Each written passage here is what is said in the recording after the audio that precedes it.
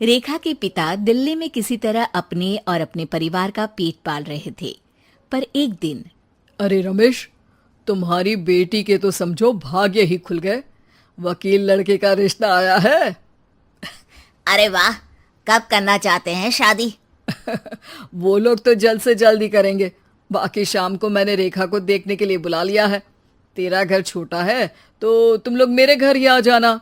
राकेश और उसकी बीवी सारी तैयारी के साथ रोहित और रेखा की शादी कर देते हैं। लेकिन अगले ही दिन देखो रेखा, शादी भले ही हो गई है, लेकिन तुम ये मत सोचना कि मैं किसी जोरू के गुलाम टाइप रहूंगा।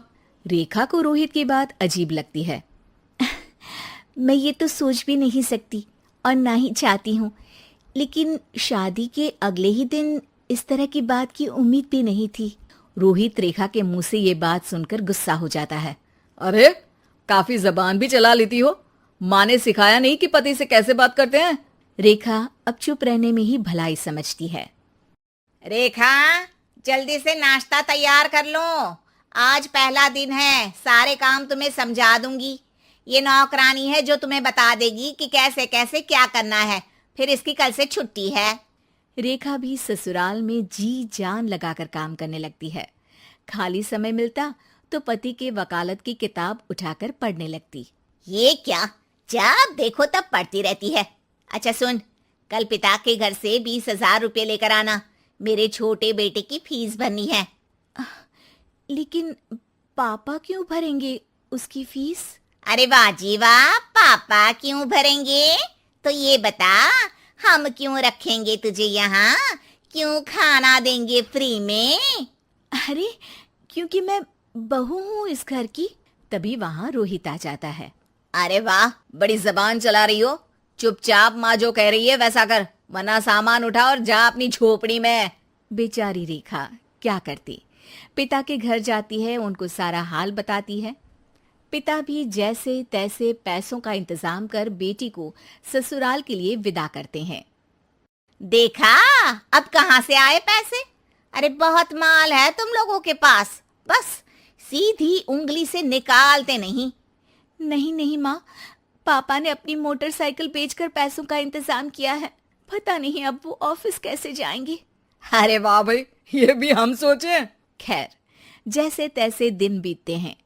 रेखा जहाँ एक प्यारे से बेटे की माँ बनती है, तो वहीं उसका वकालत की किताब में ज्ञान और गहराता जाता है।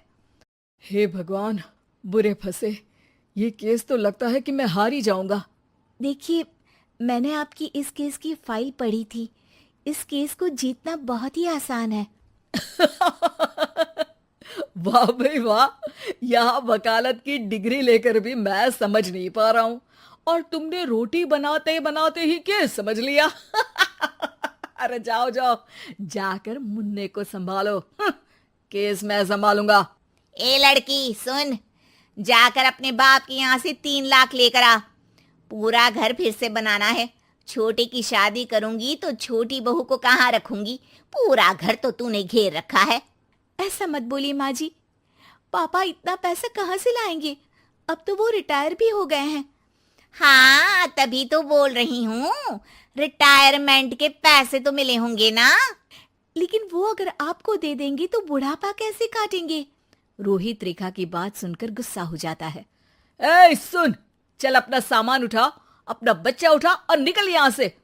रेखा के लाख आग्रह के बाद भी रोहित और उसकी सास उसे घर में नहीं रखते। पापा, मैं तलाक चाहती हूँ। बेटा, मेरे पास वकील के पैसे नहीं है। पापा, आप मुझे वकालत करवा दीजिए, अपना केस मैं खुद लड़ूंगी। इस बार रेखा के पिता भी उसे ससुराल ना भेजकर रिटायरमेंट के पैसों से वकालत करवाते हैं। और फिर एक दिन कोर्ट के बाहर, रोहित, आज तुम अपना ही केस हार गए, वो भी उस लड़की से जिसकी तुमने कभी कदर ही नहीं की। रेखा, मुझे माफ कर दो। मैं इतनी बड़ी अमाउंट कहाँ से लाऊंगा? मैं हर महीने पैसे नहीं दे सकता तुमको। पैसे वहीं से लाना जहाँ से तुम मेरे पापा को लाने के लिए मजबूर करते थे।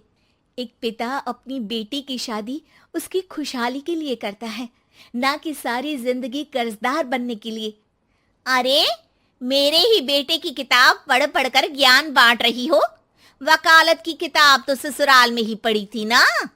बिल्कुल, यहाँ मेरी गलती रही। जिस पैसे से मैंने इसकी शादी की थी, मुझे वो पैसे पहले इसकी पढ़ाई में लगाना चाहिए था। और आज रेखा एक जानी मानी वकील के रूप में काम कर रही है।